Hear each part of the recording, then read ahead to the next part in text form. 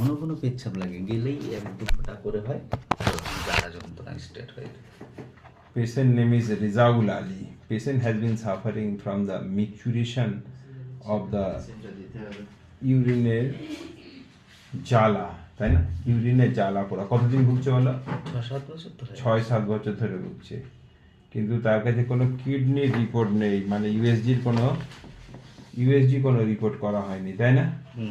শুধু এইটা জ্বালা এবং যন্ত্রণা হয়। যন্ত্রণা হয় না। যন্ত্রণা হয় না, না?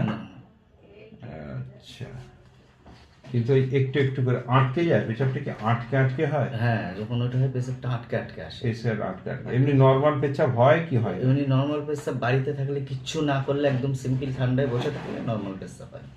সাদা যেমন শরীর পেশাব, গরম হয়ে গেলে তখন এরকম তখন হয়। এটা হচ্ছে। আর কোনো ওষুধ খাওয়া হয়েছে কোনো ডাক্তারের? ওষুধ তো খেয়েছি অনেক জায়গায়।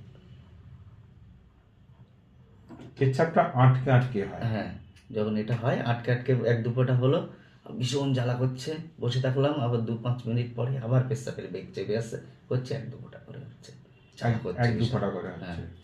হলুদ পেশাব 1-2 ফোঁটা করে জ্বালা করে। তুমি একটা ইউএসজি অফ লোয়ার অ্যাবডোমেন করে নেবে, হ্যাঁ? এটা মাস্ট, ঠিক আছে? ঠিক আছে। আর এই ওষুধগুলো খাবে। ক্যান্সারাইটিস 1M 20 ফোঁটা করে দিনে 3 বার। নাম্বার 2, আচ্ছা সারসাপারিলা মাদার আছে? জি। সারসাপি মাদার 20 ফোঁটা দিনে 3 বার।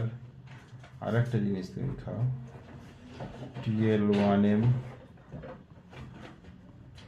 20 ফোঁটা দিনে 3 বার। আমরা ওই ভাটায় কাজ করি তো স্যার, কোনো কাজই করতে পারছি না। ডিহাইড্রেশন থেকে আরো হচ্ছে, ভাটায় কাজ করো তো প্রচুর রোদ থাকে, গরম। তাই তো?